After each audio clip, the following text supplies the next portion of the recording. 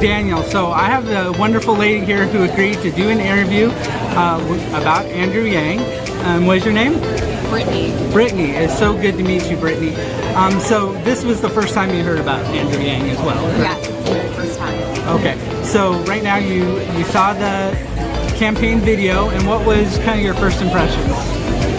I think it was really interesting how he spoke about a universal income with about $1,000 per month, and talking about how automation throughout manufacturing is going to affect different industries. The one piece of this that I feel a little conflicted on is the fact that just like when we have different revolutions, you know, when we came up with the steam engine, we came up with the steel industry, just because manufacturing is going more towards automation, those types of jobs will be transitioning. It doesn't mean that other jobs won't come up within their place. So I think that's just something that you might want to address on a campaign. Well, I'm going to try to put your fears to rest with the information that he's provided so far, and what he says about that is yes, new jobs will come about. The problem is that we're not adapting fast enough to get those new jobs, and one of the things the government is horrible at is creating jobs or doing job programs. So the government's really good at giving people money because that's all they have to do is print it and send it, but when they have to manage it, like have people qualify and things like that, it's bureaucracy, and that is a problem too.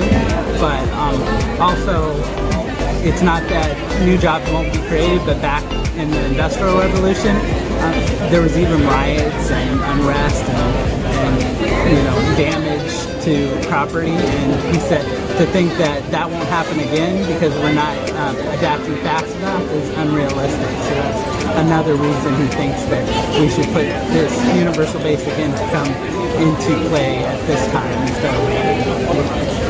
So, and then I guess the other thing would be targeting companies that are benefiting the most from automation, but at the same time, how do we support the advancement of technology if we're also going to tax people for their opportunities?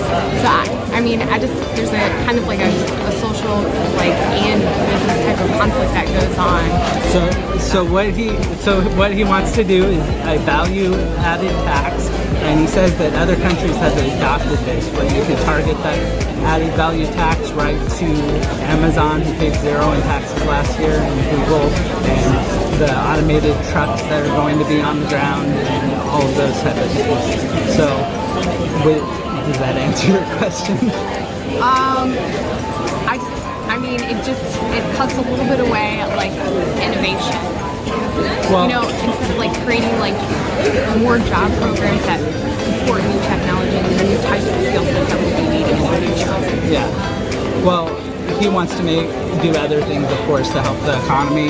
He wants to make colleges more affordable, get rid of half the student loan that's in America right now, and things like that. But he says technical schools will be in more need than just a university or a college, because technical skills can't be automated away as easily, as quickly. So, obviously, I'm not trying to convince everyone today, but I'm just saying that he has answered some of those questions. So, at this point, you're interested in looking into him more, I would assume.